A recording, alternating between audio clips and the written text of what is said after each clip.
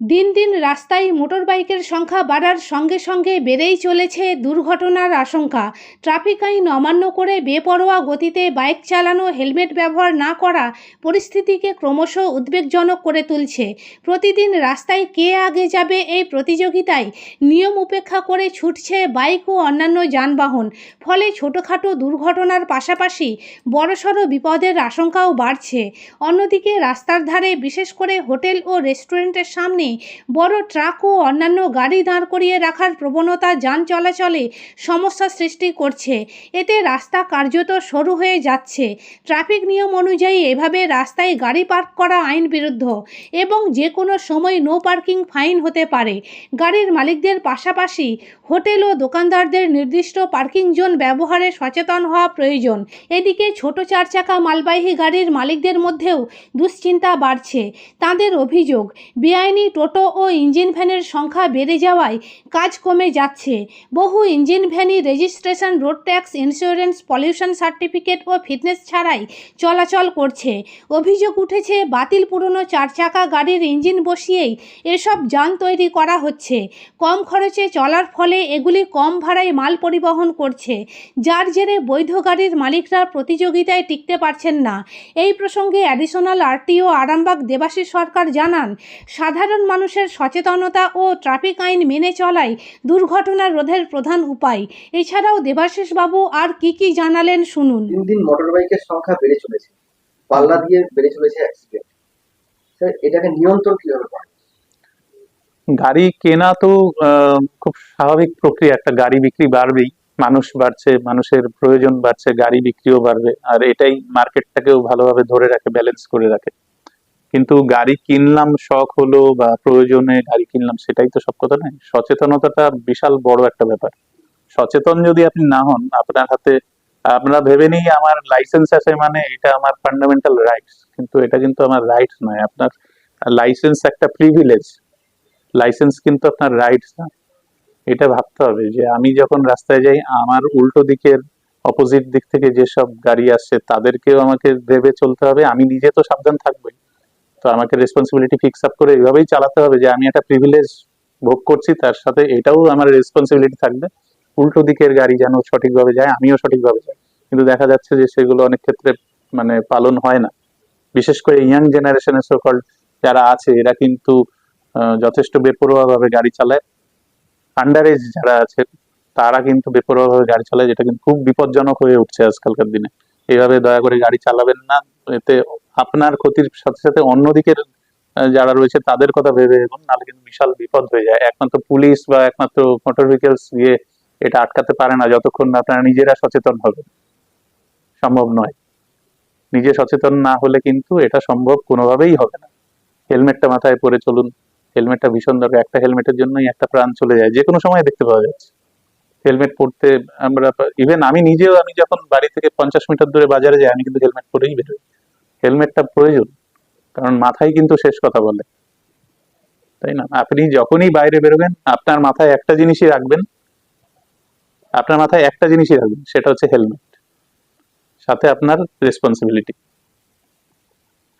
রাস্তার ধারে বিভিন্ন হোটেল বা মোড়ে, বিশেষ করে দোকানগুলোর সামনে বড় বড় ট্রাক দাঁড়িয়ে যাচ্ছে। তো এতে করে আশপাশ থেকে যে সমস্ত বাইক বা গাড়ি আসা যাওয়া করছে, দৃশ্যমানতার সমস্যা হচ্ছে। তা এক্ষেত্রে কি স্যার কোনো নিয়ম আছে যে মেন রাস্তাতে বা রাস্তার পাশে দিয়ে এইভাবে দাঁড় না, করিয়ে এভাবে দাঁড় করানোর জায়গা তো নেই অ্যাকচুয়ালি। ট্রাক লেবাই বলে আলাদা জায়গায় করা থাকে, কোথায় ট্রাক দাঁড়াবে। অথবা যদি এরকম রোড সাইড কোনো ধাবা বা হোটেল থেকে থাকে, তাদের নিজস্ব পার্কিং এর জায়গা করা উচিত। তারা একটা, রাস্তার উপর দিয়ে লাইন দিয়ে গাড়ি হ্যাঁ, চালাবে। এটা একটা মানে এটা পার্কিং জনিত একটা সমস্যা। নো পার্কিং ফাইন করাই যায় এতে। আমাদের এখানে আমি দেখেছি পুলিশ কর্তৃপক্ষ করে থাকেন। আমরা সরাসরি ওই কেসটা করতে পারছি না আজকাল। আমাদের ওটা সিগন্যাল এবং এই সংক্রান্ত কেসগুলো পুলিশের আন্ডারেই বেশি হয়ে থাকে আর কি। তো এটা নো পার্কিং ফাইন করা উচিত। আর যে কোনো গাড়ি ওভারটেকিং এর সময় যদি সামনে এরকম দাঁড়ানো গাড়ি এসে যায়, তার পক্ষে কন্ট্রোল করাও মুশকিল হয়ে যায়, দুর্ঘটনা মানে অনিবার্য হয়ে দাঁড়ায়। হোটেল কর্তৃপক্ষকেও কিন্তু এই বিষয়ে সজাগ হতে হবে।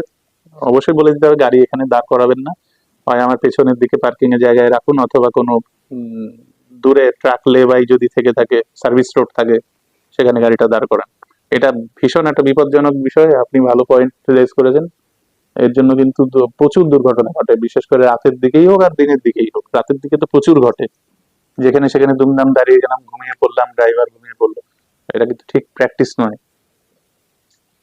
স্যার, ছোট যে সমস্ত মালবাহী গাড়িগুলো আছে তাদের থেকে শোনা যায় বা এখন ইদানিং দেখা যাচ্ছে সেই গাড়িগুলো বসে গেছে। কি কারণ? না, টোটো আর ইঞ্জিন ভ্যান যেভাবে বেড়েছে, ছোট গাড়িগুলো কিছু যদি মাল ওভারলোড থাকে তাদেরকে ধরা হচ্ছে, অথচ ইঞ্জিন ভ্যান বা টোটো এরা কিন্তু নির্দ্বিধায় বেরিয়ে যাচ্ছে। ইঞ্জিন ভ্যান বা টোটোর এগুলোর না আছে রুট ট্যাক্স, না আছে পলিউশন, তো তা সত্ত্বেও স্যার এরা এইভাবে কিভাবে বেড়ে চলেছে দিনের পর দিন, এগুলো কিভাবে নিয়ন্ত্রণ করবে? টোটোর ক্ষেত্রে বলা যেতে পারে গভর্নমেন্ট যে লেটেস্ট পলিসি, মানে যে গাইডলাইন দিয়েছেন, তাতে করে টোটো এনুমারেশন করা হবে। এবং টোটো কিন্তু মানে যে টোটোগুলো মোটর ভেহিকলস এর সংজ্ঞার মধ্যে পড়ে, টোটো কিন্তু মোটর ভেহিকলস এর সংজ্ঞায় পড়ে না।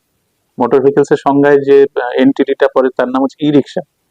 ই রিক্সার মালবাহী হলে তাকে ই কার্ট বলা হয়। তাহলে টোটো যদি আপনাদের আওতায় না পড়ে তার কি কিছু ব্যবস্থা তো রয়েছে? হ্যাঁ, থাকা উচিত, কিন্তু টোটোর জন্য পার্টিকুলারলি কিন্তু ওই টোটোকে আমরা কিন্তু কোনো কেস দিতে পারি না, কারণ ও কিন্তু ভেহিকেলের ডেফিনেশনে পড়ে না। কিন্তু স্যার তাহলে এত ম্যানুফ্যাকচারিং যে হচ্ছে, এটা কিভাবে ঢুকবে?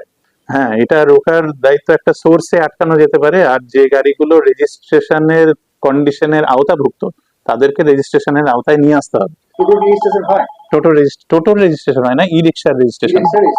ই রিক্সার রেজিস্ট্রেশন, ই রিক্সা যখনই রেজিস্ট্রেশন হয়ে গেল তখন কিন্তু আমাদের কন্ট্রোলের মধ্যে এসে গেল, তখন কিন্তু তাকে আমরা ফাইন করতে পারি। আর স্যার ইঞ্জিন ভ্যান? ইঞ্জিন ভ্যানের ক্ষেত্রে যেটা স্পেসিফিক ওরকম নিয়ম এই মুহূর্তে গাইডলাইন নেই। আগেও যেটা ছিল সেটা ছিল ওদেরও কেউ এনিমারেশন করে একটা জায়গায় স্টপ করা হবে, যাতে তার বেশি ইঞ্জিন ভ্যান মানে মার্কেটে না আসে। এমনিতেই এইসব যানবাহী গাড়ি বা পণ্যবাহী গাড়ি রাস্তায় চলা নিষেধ, এনএইচ বা এসএইচ এ এরা চলবে না। হ্যাঁ, এটা তো গাইডলাইনে আছেই। এই গাড়িগুলোর জন্যই তো আজকে ছোট যে গাড়িগুলো আছে, একদম ছোট গাড়ির সংখ্যার ভালো রকমের একটা সমস্যা তৈরি হয়েছে। একদম। স্যার, ট্রেকারের কি বৈধতা আছে? ট্রেকারের বৈধতা আছে। ট্রেকারের বৈধতা আছে। ট্রেকারের বৈধতা আছে। তার কিন্তু নির্দিষ্ট যাত্রী পরিবহনের তারও ক্যাপাসিটি আছে। নির্দিষ্ট যাত্রী বহনেরই ক্যাপাসিটি আছে। যাত্রীবাহী গাড়ি হলেই তার একটা ক্যাপাসিটি তো অবশ্যই থাকবে। যারা আরটি অফিসে আপনাদের কাজে আসে, তাদের কাছ থেকে শোনা যায় তারা সমস্যার সম্মুখীন হয়, বিশেষ করে বাথরুমে। এই আচ্ছা। এলাকাতে বাথরুম নেই, তো এটা কিভাবে সমস্যাটা কিভাবে সমাধান করা? এটা একটা সমস্যা সত্যিই রয়েছে। তো আমাদের যে এক্সিস্টিং এখন যে অফিস আছে, এই অফিস ভেঙে আমাদের নতুন অফিস তৈরির প্রপোজাল অলরেডি ডিপার্টমেন্টে গেছে। তো হয়তো কিছুদিনের মধ্যে আমাদের এই কাজ শুরু হবে, তখন কিন্তু এখানে মানে টয়লেটের ফ্যাসিলিটিস থাকবে, এটা আশা করা যায়। এই মুহূর্তে একটু সমস্যাই রয়েছে। আমরা নিজেরাও এটা একটু অসুবিধার মধ্যে পড়ে যাই অনেক ক্ষেত্রেই। তো নতুন বিল্ডিং, নতুন কনস্ট্রাকশন হলে সেই ব্যাপারগুলো আশা করি দূর হয়ে যাবে, অসুবিধা থাকবে না। স্যার, যাত্রী সাধারণের ক্ষেত্রে বা অন্য যে কোনো বিষয়ে আপনাদের অভিযোগ করার জন্য এরকম কোনো নাম্বার আছে যেটা আমরা দর্শককে জানাতে পারি? হ্যাঁ, যে কোনো মানে বাহন সার্ভিসই হোক বা সারথি সার্ভিসই হোক, মানে লাইসেন্সের সার্ভিসই হোক বা গাড়ি সংক্রান্ত বিষয় হোক, সেই পোর্টালে আলাদা করে গ্রিভান্স পোর্টাল আছেই। না, যাত্রী পরিবহনের ক্ষেত্রে ধরুন কোনো সমস্যা হচ্ছে, কেউ রেজাল্ট করছে, অতিরিক্ত যাত্রী নিচ্ছে, আচ্ছা, সেইগুলো সরাসরি এইভাবে জানানোর মতন এখনো প্রসিডিওর নেই। তো অফিসে এসে জানাতে পারেন, লিখিত আকারে জানাতে পারেন, পুলিশ প্রশাসন, ট্রাফিককে জানাতে পারেন। ট্রাফিক তো একটা উইং তো সবসময় রাস্তায় থাকেই, ট্রাফিকের নজরে নিয়ে আসলেন, আমাদেরকে কপি দিলেন, আমরাও দেখলাম। জয়েন্টলি কখনো চেকিং হয়, আমাদের এখানে তো হচ্ছে এখন ভালোই, পুলিশের সঙ্গে জয়েন্টলি চেকিং মাঝে মধ্যেই হচ্ছে, এই আছে। কিন্তু জয়েন্ট চেকিং করলে অনেক ভালো ফল পাওয়া যায়, দেখা যাচ্ছে ট্রাফিকের সঙ্গে আমরা কিন্তু ভালোই চেকিং করছি। স্যার, আপনার নাম? দেবাশিস সরকার, অ্যাডিশনাল আরটিও। নমস্কার। এই গাড়িটার কি নাম? ছোট এই ইঞ্জিন ট্রলি, ইঞ্জিন ভ্যান। কত চাকার গাড়ি এটা? এটা 3 চাকা। কত দাম এটা? দাম আছে 4,20,000। কোথায় করানো হয়েছে? এটা এগরা কাঁথি লাইনে। কত লোড কত নেয়? Load 10 ton. 10 টন? হ্যাঁ। এর থেকে বড় গাড়ি আছে নাকি? এর থেকে বড় গাড়ি আছে। এর কিসের ইঞ্জিন দেওয়া আছে? এটা 407 এর ইঞ্জিন দেওয়া আছে। এই যে গাড়ি নিয়ে বেরোচ্ছে, পুলিশ ধরে না? না, পুলিশে কোনো ঘিরবে না। এর কাগজপত্র, রোড ট্যাক্স কিছু আছে? কিচ্ছু তৈরি করেনি। কিছু লাগে না? না। এরকম কত গাড়ি তোমার আছে এরকম? এখন গাড়ি আছে বহু হাজারে। কোথায় বাড়ি তোমার? আমার বাড়ি মাংরুলে। কোথায় কোথায় যাও গাড়ি নিয়ে? গাড়ি নিয়ে এই তো ধান মিলে এধার ওধার করে ধান ভাড়া খাটি। পলিউশন, ইন্স্যুরেন্স কিছু নেই? না। পুলিশ ধরে না? না। তোমার নাম? নাম রাকেশ ব্যানার্জি, বাড়ি? বাড়ি কনকাবতী। যে দাদা, বাজারে এত ইঞ্জিন ভ্যালু চলছে, তো এতে আপনাদের ছোট গাড়ির কতটা ক্ষতি হয়েছে? ক্ষতি তো হচ্ছেই। কিরকম ক্ষতি হয়েছে? ক্ষতি ভাড়া ফাড়ার দিক দিয়ে ক্ষতি হচ্ছে। ওরা তো অনেক কম পয়সায় ভাড়া কাটে, হ্যাঁ, কি করে খাটতে পারছে ওরা? ওদের খরচটা কম, আমাদের খরচ। আছে ওদের? আমাদের ইন্স্যুরেন্স আছে, ট্যাক্স আছে, হ্যাঁ। গাড়ির টায়ার আছে, তেল আছে। হ্যাঁ। আর ওদের? ওদের কি আছে?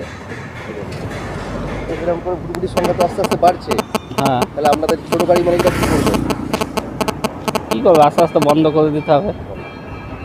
আপনাদের এমনি আগের থেকে ভাড়া কি অনেকটা কমে গেছে? হ্যাঁ, সে তো কমেছেই। তো এখানে কীরকম ইঞ্জিন ভ্যানের সংখ্যা কীরকম দেখছেন? ইঞ্জিন ভ্যানের সংখ্যা তো অনেকটাই আছে। এখন আরও বড় বড় গাড়ি নিতে ক্যাপাসিটিও বেড়ে গেছে গাড়ি। হ্যাঁ, ক্যাপাসিটি ইঞ্জিন ভ্যানগুলো কত করে নিচ্ছে এখন? ওরা তো 2 টন, 2.5 টন, 3 টন নিয়ে নিচ্ছে। আপনার নাম? আমার নাম সমীর নন্দী, বাড়ি? পূর্ব গোবিন্দপুর। নিউ নূর সোফা সেন্টার, এখানে সমস্ত রকম সোফা পাইকারি ও রিটেলে বিক্রয় করা হয়। সমস্ত সোফা নিজস্ব কারখানায় তৈরি করা হয়। প্রোপাইটার হানিফ হোসেন খাঁ ও রুহুল হোসেন খাঁ, বড়ডোঙ্গল হাটতলা সিনেমা হলের সন্নিকটে, হুগলি। যোগাযোগ 7797170093 এবং 9382003105।